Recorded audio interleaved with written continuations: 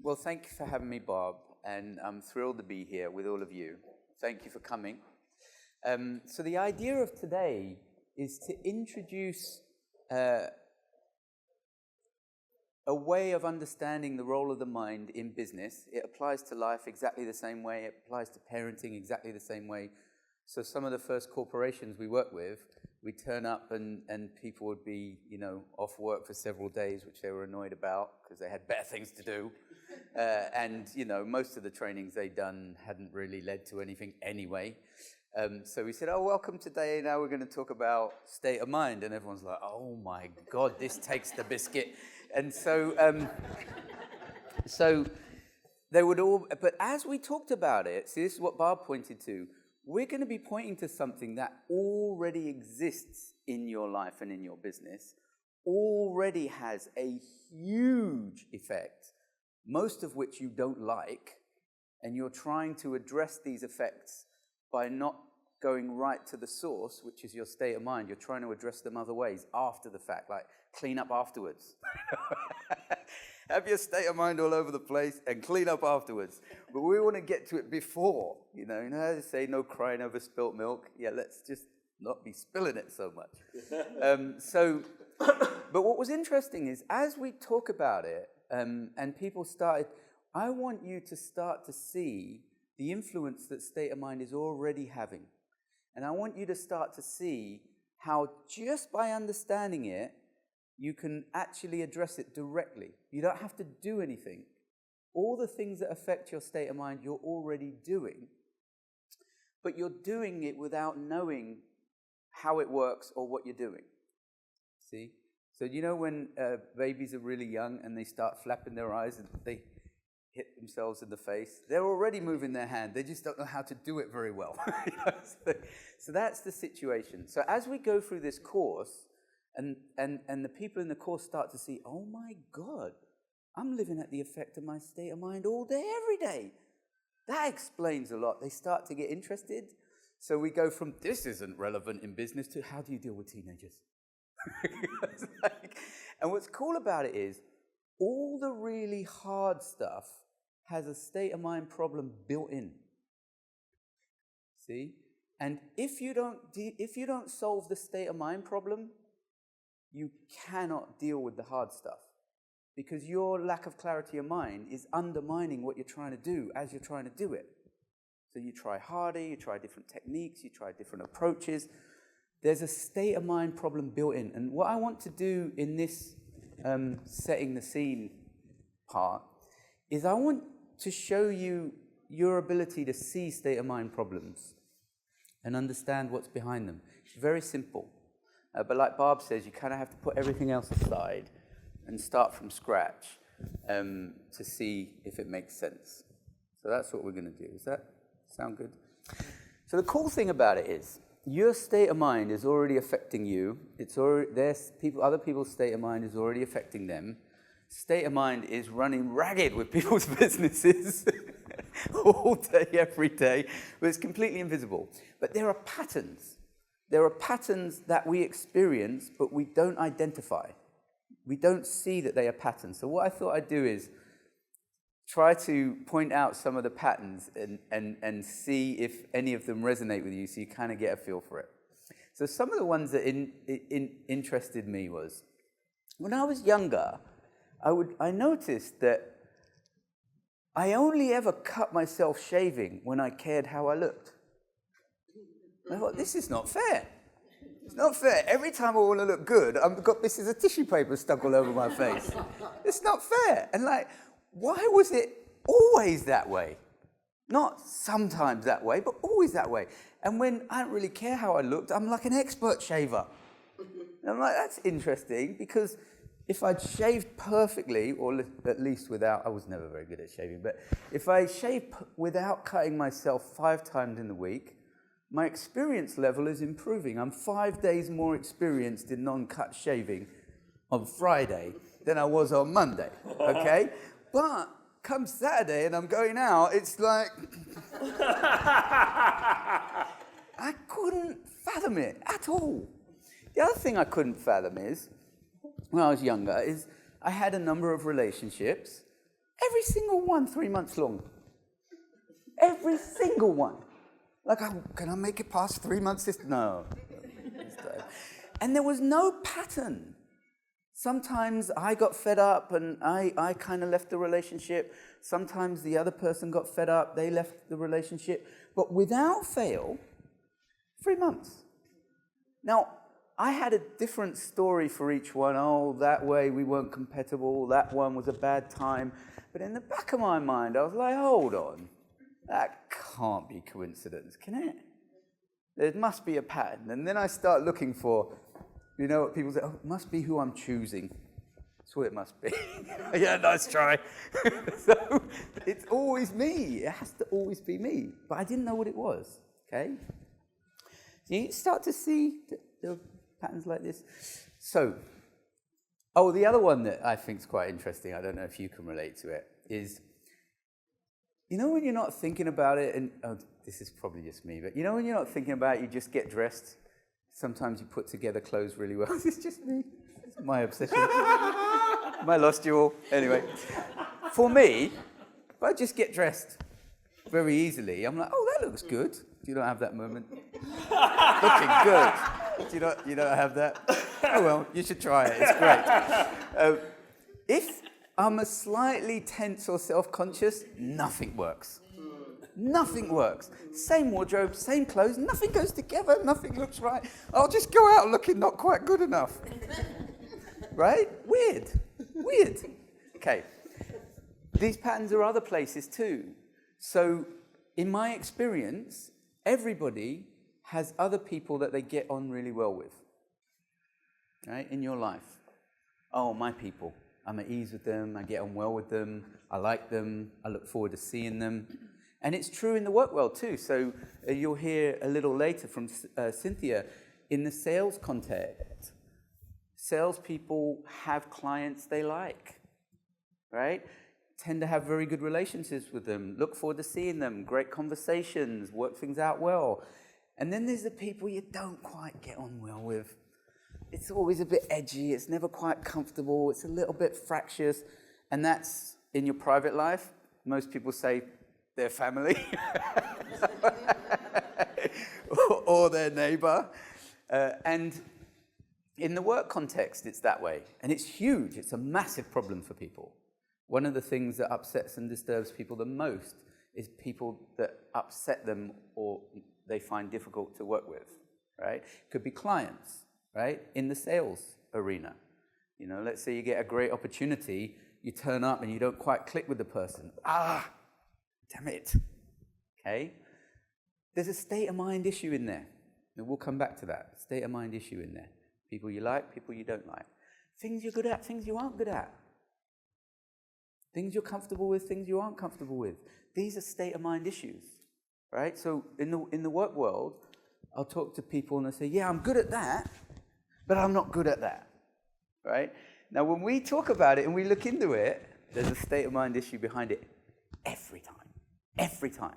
So I'm going to show you how to identify a state of mind issue, okay? So in the world of executive development, we're often asked to help executives in areas that they're weak in, okay, where they struggle. Sometimes it's people skills, sometimes it's time management, sometimes it's strategic thinking, sometimes it's leadership, could be anything, okay? It's never making the coffee, but so what we find is, in the areas that people are weakest in, they've had the most training, but they've got the least out of that training, right? So let's say someone doesn't struggle with time management, they go to a time management training, they get a ton out of it. Let's say they're terrible at time management. They've been on the course 4 times. They're no better off. Right? There's a state of mind issue. You don't solve the state of mind issue. You don't solve the issue. So a lot of what I'm going to be talking to you about today is discoveries. We went into organizations with the premise that state of mind was playing a role, and we discovered it is way more built into everything than we ever realized. So we've been learning as we've been going. So on the time management thing, we were working with a corporation, and one of the HR directors came to me and said, Aaron, it's really fascinating. we have a good number of people that have been through the time management course 2, 3, 4 times. We call them repeat offenders. And they get no better. They went on the state of mind course, they start using their time management skills. Ah, that's interesting. Predictable, but interesting. Because people function differently when their mind's clear than when their mind's not clear. Anyone here a parent? Okay. Have you ever wondered why in one instance you can be an utter maniac in response to your kids, and at another time you're quite an enlightened, encouraging, resourceful individual? Have you? Isn't that incredible? It's never happened to me. No, obviously. Some people are immune, obviously. Well, the people that don't like to talk about it. Okay. So, our mind functions totally differently when we're in a clear mind and when we're not. Now, what's fascinating to me is we don't see this. We're literally schizophrenic and we don't see it, right? So in one of the corporations I was working in, we were doing some like breakout conversations, and we were supposed to ask the executives it was an executive institute, in the executive institute, we were supposed to ask them, have you ever had a situation you were upset about and you felt better without the situation changing? Because we're trying to point to state of mind issues are completely internal. They're not related to the environment at all, which is another thing most of us don't fully appreciate. So I asked the guy the question. He says, no, I'm not psychotic. I was like, yeah, okay, got that. And so I asked the question again. I said, no, I appreciate, I didn't mean psychotic. But in his mind, if you didn't see reality as it was, you were mental, right? So, and so his assumption was, if you see reality consistently, if there's something wrong with that reality, you're upset. If there's something difficult in that reality, you're stressed. If there's a lot going on, you're stressed. If there's something important and not enough time, you're pressured. If someone did something wrong, you're angry. He didn't see variations in clarity. He thought that was delusional, right? What he didn't realize is we're all in a projection of our state of mind all the time. In one way, we're all delusional. We just have more or less intelligence, more or less perspective, more or less clarity. That's what clarity means. It's the power of the mind in action in a useful way. Okay? So I didn't know what else to do but ask him the question again, so he got a bit more angry, which is what I was talking about in action, but I don't think he was willing to see that. So I suddenly realized it's in all of our lives every day. So I said to him, well, are you married? He says, yeah, I'm married. I said, oh, okay, great. Do you have kids? Yeah, I have kids. I said, well, sometimes I'm betting that when you're at home with your wife and kids, you just feel really close to them, you love them, you're really glad to be around them, you like them. He said, oh, yeah, I do have that. Yeah, I do. And I'm guessing if you're anything like me, sometimes you absolutely hate them. You don't want to be around them. You don't want anything to do with them. They annoy you. You wish they'd go away. He says, yeah, I do. I said, well, do you think they're changing that much? He's like, oh, is that what you mean? But see how dramatic it is, but how invisible it is? I mean, that blows my mind. That's unreal. And that's happening at work. See, so there are times, like I was having dinner with a business owner, an entrepreneur last week, and they said to me, well, Aaron, you know, I just fell out of love with my work. I said, oh yeah, that happens to me. He says, what do you mean? Well, what do you do? To me, it's a state of mind issue. If you get in an overwhelmed, bogged down state of mind, you hate your work. It's just feedback. It's logical. It's normal. Just like when you get in a certain state of mind, you hate your family or your commute or the state of the world or I've got nothing to wear. It's my theme. I keep coming back to the fashion bit. So She didn't know that. She dumped that company based on a state of mind that would have passed on its own. So she said to me, well, what do you do about that? I said, well, I don't do anything because I know what it's telling me. It's telling me I'm in a really bogged down state of mind. It's got nothing to do with the company. When my state of mind changes, I'll be back into my job. So it's like, there's nothing to worry about. But seeing and understanding state of mind changes your relationship to it. Because you know you're not dealing with a reality, you're dealing with the effects of your level of clarity. Does that make sense to people? See, sometimes we see that. So it's like, oh, I'll sleep on it, or I won't worry about it now, or I'll park it. But it's not universal. Sometimes we're at the effect of it. If you look at the way people operate, often they make their most important decisions when they're in their least clear state of mind. When they're really overwhelmed, when they're stressed, when they're fed up, when they're upset. And understanding that helps. Because like when I'm that way, I want to make all the decisions, but I know I don't want a crazy person dictating what I'm going to do next week. I don't want my worst thinking deciding my future. But if you don't see state of mind, you have no option. Because the strongest feelings, the most compulsive feelings come from the least clear states.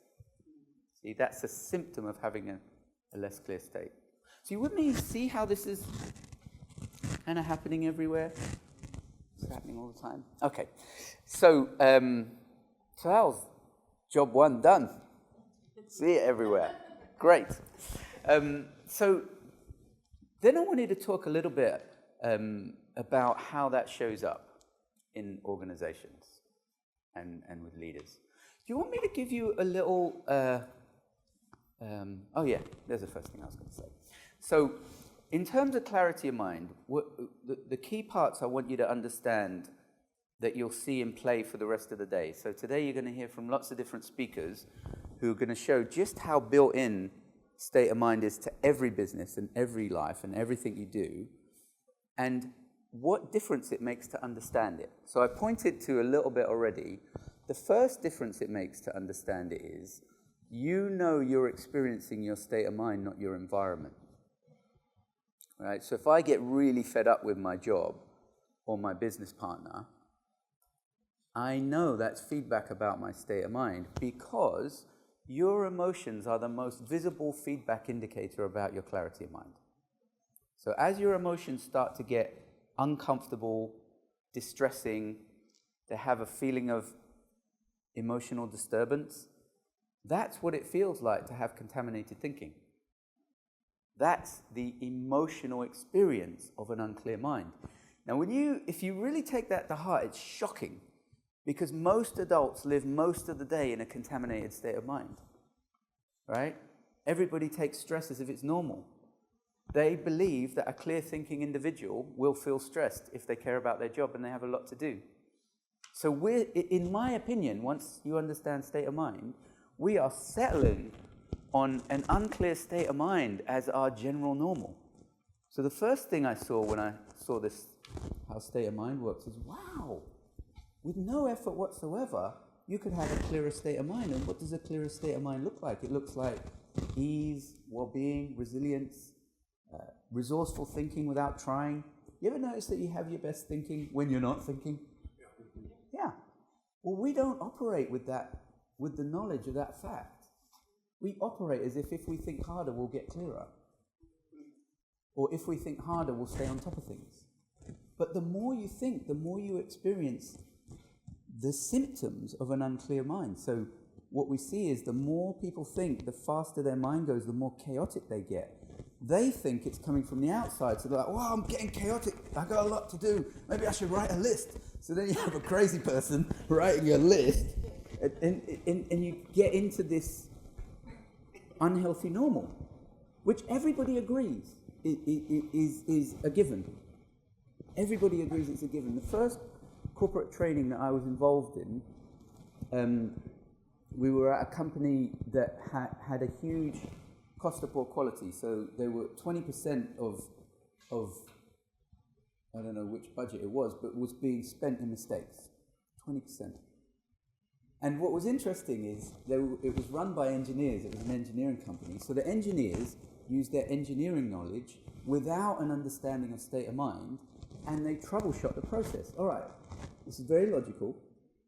Where are people making the mistakes? Here, here, and here. Cool. What are the nature of the mistakes? This and this. What would they have to do in order not to do that mistake?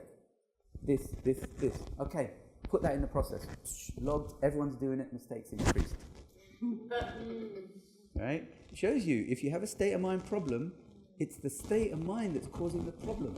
You can't solve it any other way. You can't reorganize, you can't put a new process in, the state of mind will ruin that too. So what was happening when we did the interviews is these people were overwhelmed. They were frantic and overwhelmed. Now when I'm frantic, that's when I make mistakes. I forget my lunch, I drop my keys.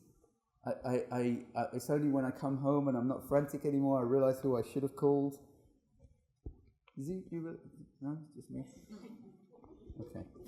So we said, well, look, we'll solve it. You can't have frantic people not make mistakes. It doesn't exist. Because that clarity of mind is going too fast. You're tripping over yourself. Right? And when you try to think of something really hard, you can't think of anything.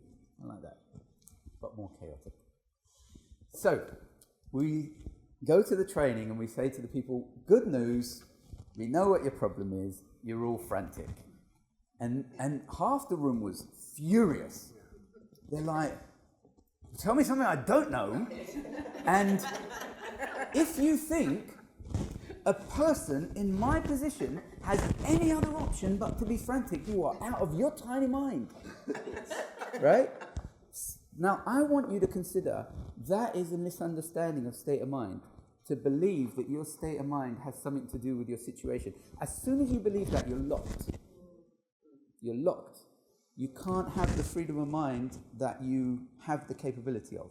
I mean, you do. So we're working with a big law firm, and they basically said, we have so much to do, under such pressure, with such little resource, we're frantic. And I was like, well, that's not true, it doesn't work that way. And they're like, well, we're the experts, so move on. So I was like, well, there must be times where you have the same amount of work and you're less frantic. And they were like, no, that's not true. We're frantic all the way along until the weekend. And then one of them says, well, what about Friday? And they're like, what do you mean? He said, well, I don't know about you, but I don't feel frantic on Friday. I do all my work, I have just as much going on, but I feel fine on Fridays. And then, because state of mind is so invisible, she starts thinking, what is it about Friday? See? And what it is about Friday is, she did not feel like she had to think about all the stuff she thought she had to think about Monday, Tuesday, Wednesday, Thursday. Right? So, the first thing is to see, you don't need to do anything to have a clearer state of mind. But the fact that you can have different states of mind in the same situation is not appreciated. Most people explain and calibrate their state of mind to their situation. And they don't know they're doing it. They are doing it. Like, we're determining our state of mind. I'll give you a little short course on how that works. But we don't know it. So the other half of the room of the engineers were burst out laughing, but for the same reason. Oh, that's really funny. You think we could be in this situation and have a different state of mind. You're crazy, right? So by the end of the training, they saw, oh, it is true. My state of mind is coming from me. And actually, I navigate that in all situations independently the same way in every situation. Okay, and I'll explain that. So basically, the mind in neutral, this is a short course right now, so if you wanted to know how it works, now's the time to concentrate. Okay? So your mind in neutral gives you access to a more immediate, less restricted access to the potential of the mind. Now, the thing that a lot of people don't realize is, before you start thinking, your mind is incredibly powerful. before you start thinking. Most people believe that the way you think determines the power of your mind. No. Before you start thinking, your mind is incredible. It works independently. It works neutrally. It's an organic, emergent intelligence, which is why when you're not thinking, you get your best ideas. And you don't get anyone else's best ideas. It's not like, damn it, I was hoping for one about my problems, but I got, right? That doesn't happen, okay? So what's amazing is, effortlessly, a clear mind is a neutral mind, is a default mind. You can count on that. That can be your baseline. And you say, well, if that's the baseline, why is everybody in a relatively unclear state of mind most of the time? Because they're thinking on top of it. See? So in a way, you can think of your relationship to your mind like a cell phone signal. When a cell phone signal is good, you have crystal clear calls. It's easy. When the signal's bad, the same call's unpleasant and inefficient and frustrating, and right? It's the signal. And you say, well, what interrupts the signal between me and my clarity of mind? It's thought. That's all it is, it's thought. The more you think, the worse your signal, right? Now, thank goodness, like, you know on your phone there's a signal dial? That's really useful, because if you didn't have that, you might just throw away phones like there's no tomorrow. So when your phone's not working and you look, oh, it's a signal, no problem. Oh, it's a signal, no problem. Well, that's your emotions do. They tell you, oh, you're just not thinking clearly. You're just not seeing clearly. You just don't have perspective. It's invaluable to see that, right? So within organizations, when people within organizations have started to learn that, several things happen. So one of the things that we've noticed happens is stress starts to look optional. So people report that they go from feeling like they're victimized by the stressful demands of their job to realizing that stress is a temptation of thought. That you have a thought that says, oh my God, this isn't good, and I know, and then you do that. And they start to see, oh, it's easy to not be stressful. And then, this was radical when we saw it, I thought. When they see stress as optional and they leave their minds alone, they start to discover that there's a power in the mind that helps you do what you're doing more easily. So what we start to see is that engagement goes up, revenue goes up, profit ratios tend to improve. So these are for companies that have measured it.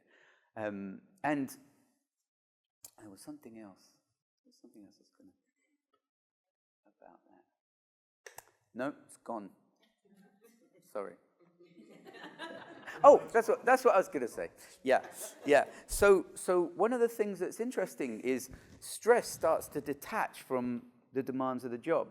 So a couple of the companies that we've worked with, as their minds are clearer, they've started to have more bandwidth. They started to grow. So one of the things that there was one company we were working with, a hotel group.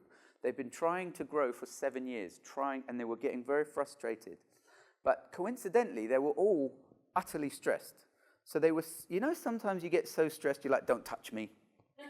Yeah, they were like that. So when they would go to each other for help, they'd be like, I can't help you, I got enough on my plate. So what that tells you is that their mind was full. Their mind was full, and they were trying to grow. And they were starting to feel hopeless, because they're like, maybe we're incapable of growing because we've been trying for 7 years and we can't. As soon as they learned about state of mind, they more than doubled in the next 3 years. They grew. And what was fascinating was, we saw two things. The first thing was, as they grew, their activity, the demands of their job increased. They had more responsibility over more things, but their stress fell. And we see that in a number of companies, that as they learn about state of mind, so they start to navigate based on their clarity of mind, rather than just accepting whatever state of mind they're in, the activity levels can go up and stress goes down. So they're happier, more at ease, more resilient, less stressed, but they're doing 3 times as much as they were before they learned about it, right? Because you think about it, you can be stressed without having anything to do, Sitting there on Sunday thinking, what am I going to do today? It's a lot of pressure. So, and then the other thing that happened was, I got really curious about, well, why did the growth come? Why was it when they had less stress, they grew? Because one of the theories that exists is the more stressed you are, the more driven you are, the more you get done. That's one theory. So what we discovered was, and this makes sense once I say it, but why we don't know it already is interesting to me. They had no mental space to have the thinking required to do anything new. See that? How logical is that? It was amazing, because they're like, yeah, their mind's full up, but yet they think they can do something that they don't have space to think about. Well, how's he going to do it? And as soon as they had the space, they started to have thoughts about what to do. They started to do it. They started to grow. It was easy. And that's a really good example of state of mind. It's something you thought was impossible, that you thought you were incapable of. All of a sudden, when you take away the state of mind distortion, it happens more naturally and easily. We see that across the board in people's lives. Like, I'll give you a personal example. So as my kids moved into teenagehood, I started to get reactive to their, what do you call it, aggression and swearing. You know? And I thought that was reasonable. You shouldn't accept, I won't say the things that I've heard. The words that I've heard from my kids, I won't disturb you. But anyway, so I was getting reactive, and as a result, we were clashing, and as a result, we could not have a good relationship. I basically wrote my daughter off. I'm like, you go live your life however you want in that room next door, but that's it. And I was hopeless. I could not see how to have a better relationship with her. Oh, it's okay. You go ahead. Okay, it doesn't bother me. So, and it wasn't until I thought, is there a state of mind issue here? And my initial reaction in my unclear state of mind was, no, this is a behavioral issue. And if you don't stick to your guns and blah, blah, blah, blah, blah, blah, blah, blah, blah, blah. So, but what I realized is, okay, well, let's troubleshoot it for real. What indicates you have a state of mind problem? You don't feel good. If you don't feel good, you're not thinking clearly, you're crazier than you think you are. Right? Because crazy doesn't know crazy. That's what it means to be crazy, is that you think you're good. I thought I was good. But what I couldn't understand is, if I'm so good, how come I'm acting like a maniac? That didn't quite sit right. Right? And this happens in the workplace too. People get in unclear states of mind. They act in slightly maniac ways, but they don't realize it. They act righteously because they think there's something wrong out there, and then they justify it in here. They're not using the feeling to tell them. Okay? So when I looked at the feeling, I'm like, if your feeling is an indicator of your state of mind, I am way off the chart. I am like, people shouldn't know how bad my state of mind is. I'm like, this is not good. And I thought, well, what happens if that's true, right? And you say, well, how do you get in a better state of mind? No problem. It's no problem. You just have to be willing to treat your current state of mind with the respect it deserves. That's it. And if I'm absolutely crazy, fit to be tied maniac, what level of respect do you think I should have for that thinking? Scale of 1 to 10. So that's where I was at. It's like, oh, I need to start recognizing how crazy this thinking is. Stop believing the perception and start listening to the feeling, right? And what happened was, I saw, oh, I am getting lost in really reactive states. No wonder my parenting is terrible. No wonder my relationship is falling apart. They're predictable ripples. Happens in businesses too. So we work with a lot of teams that have conflict. Unidentified, contaminated, reactive states of mind, not being seen coming from the person, being blamed on someone else. That's all it is. You adjust for your own lack of clarity, everything sorts itself out. So I go into my daughter's room, oh, this is worth a try. So I go in there, what are you doing here? I'm like, no, that's not the thinking we want. That's the one that was causing the problem, in theory. So, and then I say, well, I just came in to talk to you. Well, I don't want to talk to you. And then we get some language. I was like, oh my God, no, we don't want that either. That's not good. And what happened was, when I knew I wasn't thinking clearly, it wasn't a problem. It just went in one ear and out the other, because that's what thought does. If you don't grab it, that's what thought does. So all of a sudden, I'm sane. And then she says, why don't you do it yourself? And I'm like, I was out of a clear mind. It came, I wonder what she thinks about that. So I said, well, sweetie, what do you think about the fact that you just told me to myself? You know? Now, here's what shocked me. She got quiet. And she said, yeah, I don't think it's right. I was like, and? She's like, I'm sorry. I'm like, oh, no problem. No problem. See, we forget that we're all sane, intelligent human beings in contaminated states of mind. See? And primarily, we're very good at seeing everybody else's, right? But we don't see our own so well. So what happens when people start to see their own is, you start to see an end to the viral nature of negativity in organizations. Right? You know how negativity and conflict and politics spreads in organizations, right? That stops. Because what happens is, as soon as somebody feels bad in themselves, at some point within 2 weeks, they realize, hold on, is it really their fault? Or is it coming from me? Am I not thinking clearly? And then they have a healthy relationship to an unhealthy state of mind. The state of mind has no power of its own. It's how much you respect it.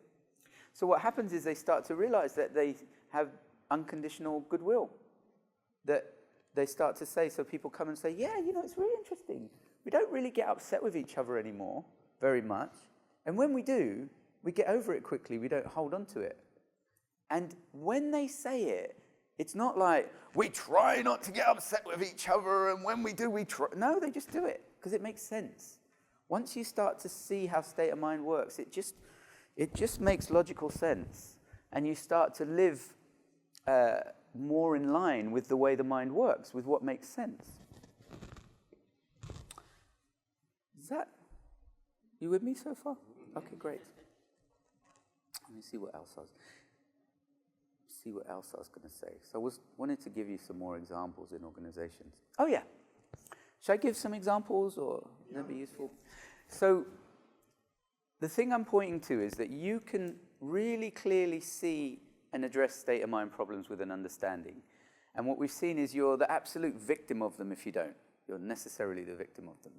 So a lot of times we'll be asked to come into organizations where there are problems. And in some of the bigger companies that we've worked in, they'll have like teams that hate each other, to put it bluntly. But then they have all sorts of other problems. So they don't solve technical problems. They don't communicate well. They get burnt out because they're in a stressed out state and an upset state, so they don't rest when they go home. They take their work home with them. They're not sleeping well. Now, in their mind, it's because of the situation. We're working long hours on difficult problems, but actually they can always identify when they were on teams where they were working on difficult, important problems for long hours, and they really enjoyed it and they loved it and they do it again in a heartbeat. So what you start to see is, when you're in a clearer mind, you get a lot of energy and engagement and enjoyment naturally. And when you start to get into a unclear mind, it burns energy in a way that wears you out. So we're talking to the HR department of a company, and they're like, look, we were talking about working with their leadership team, but the leadership team didn't want to work with us because they didn't want to take any time out of their busy schedule. So they said, well, I tell you what, we have this team that has been a terrible team for a long time. They've got all sorts of problems. We're deciding whether to give them communication training or state of mind training. I'm like, well, the thing is, if the state of mind is not good, you don't know whether they can communicate or not if they weren't in that state of mind. Like, they might be perfectly capable of communicating, but in a reactive state of mind, nobody can communicate. You can't listen, because to have an unclear state of mind, you have to have it on your mind. Does that make sense? What I'm saying? You have to have it on your mind. And if you have it on your mind, you can't listen.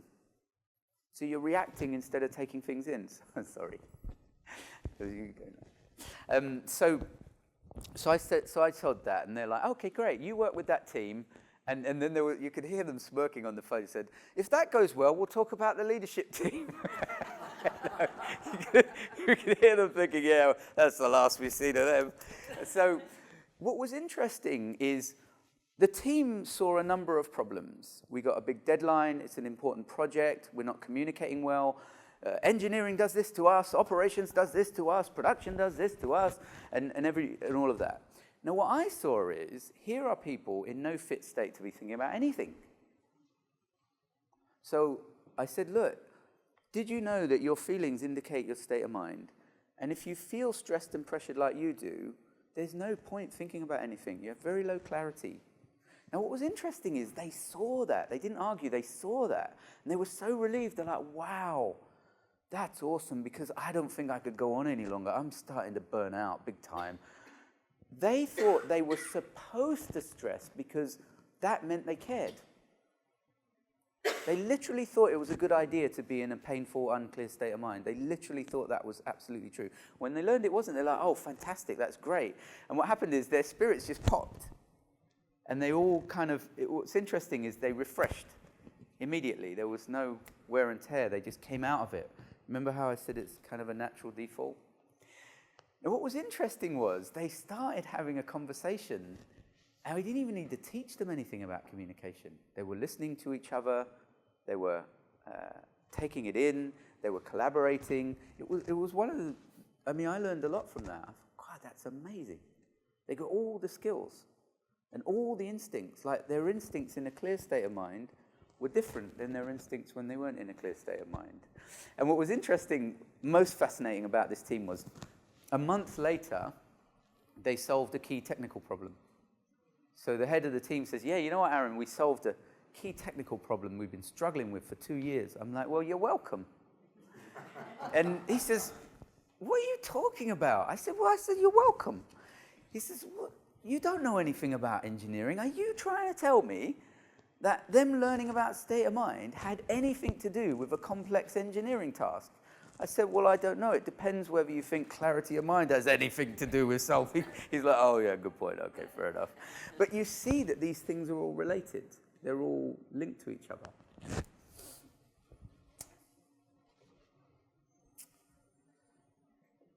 I think that might be... Yeah, go ahead. Tell about the engineers at the end, the 20% failure. Oh! Sorry, yeah. So the 20% cost of poor quality. What was interesting about that is over the next 3 years, it went into minus. So over the next 3 years, that 20% went down.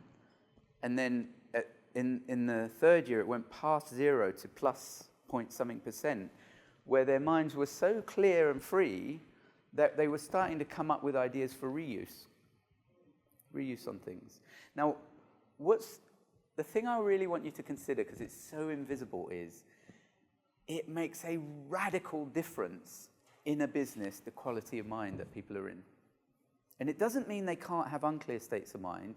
They just need to understand that it is an unclear state of mind and that you don't really want to be taking too much notice of it. You don't want to be building it into the way that you operate. See? So, as another radical example of that, actually one of James's businesses, before learning about, and you can say if this has anything to do with it, but before working on clarity of mind, I think there was like 1 or 2 sites and 25 people running it. After, they had 3, 4, 5 sites and the same number of people running it, but the clubs were run better with a better client satisfaction. Their clubs are staffed way below industry norms of what's even thought to be possible, but their member feedback is higher than industry norms. So there are things that are normal, natural, and possible in a clearer state of mind that are literally impossible in the normal state of mind. Does that make sense? And you know this because this was something I was going to say at the beginning. When you come back from holiday, why is your job easier?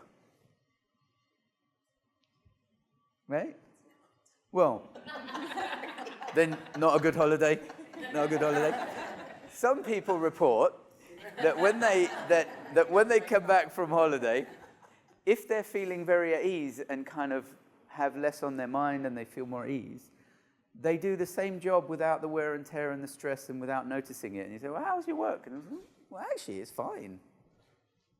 The other example of that is I had a friend who got so fed up with their job in their mind, they felt the only thing they could do was to leave, so they handed in their notice. For the next 3 months, because they thought they didn't have to think about how much they hated their job, they freaking loved it. Absolutely loved it. And at the end of that 3 months, they're like, yeah, really enjoyed this job the last 3 months. What's that about? So the point of this day is to answer the question, what's that about? And once you see what it's about, there's an easy option, because it's more natural. It just means having a healthy relationship to unhealthy thought. Just let it go in and out and don't listen to it too much. To have a much more resilient, buoyant, unstressed, completely different state of mind as a matter of normal. So the companies we work with expect to enjoy their work, expect to like their colleagues. I was actually in a team meeting, and one of the young women who works on the team, we're asking them about the company, and one of them said, you know how when you have a job, the grass is always greener somewhere else? In this job, the grass is greener here. That's actually experiencing what you think you're going to experience if you go somewhere else. And then another lady said, which I thought was the best, she's like, yeah, I'm a bit confused. I mean, I love this job. Normally, I just work to travel. Travel is what I love. So I just work somewhere long enough, well, as long as I can bear it to get as much money to pop off and go travel somewhere. I've been working here 4 years. I haven't really wanted to travel. You know why? What she likes about travel is it's a clear mind. She's not thinking about anything chronically. And people don't know you don't have to do that anywhere. So whatever you love about what you love, that's a feeling of your mind unburdened. You can have that anywhere. Literally anywhere. That's the radical part of what we've discovered is there's nothing stopping you having a very rich, fulfilled, easy state of mind anywhere, doing anything. So one of the charities I talk to is a youth charity that mentors youth that are in the legal system. But the problem is, because they think that caring and suffering go together, everyone burns out within 5 years and they stop doing good work within 4 months. But they thought this is the industry, this is it. And I'm like, no. You can effortlessly have a clear state of mind no matter how stressed and upset you get. You can go through it. And they're like, you kidding? So we could get, because they're all dedicated, committed people that love the clients, but unbeknownst to them, they're not doing as good as they can and they're burning out in no time. And totally optional. Without us understanding a state of mind, it's a given, they're working around it. With an understanding, completely optional. So over the last 20 years, that's been what I've been interested in is, discovering, if you just go to the state of mind, deal with the state of mind issue, everything else changes. And I'm still learning how radically true that is in every single field. So that's why I love the work I do, because every job we get to see it unfold in a different way. And over the course of today, you'll start to see how it's unfolded in different businesses from different business leaders. And as Barb says, we're here for you, so if you have questions you want to ask more about anything, then please just grab us. That's what we're here for. Thank you.